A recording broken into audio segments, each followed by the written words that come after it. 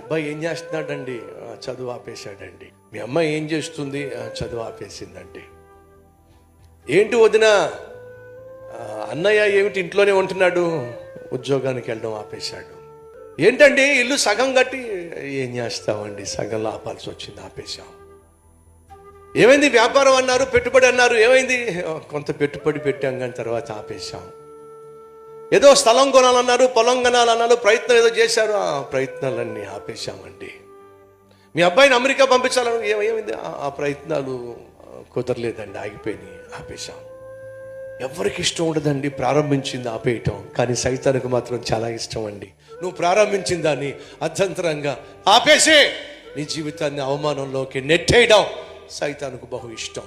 ఎప్పుడైతే నువ్వు దేవునికి దూరం అవుతావో, దేవుని సన్నిధికి దూరం అవుతావో, పరిశుద్ధతను పనంగా పెడతావో, సైతాను చేసే పని ఏంటో తెలుసా? నువ్వు ఏవైతే ప్రారంభించావో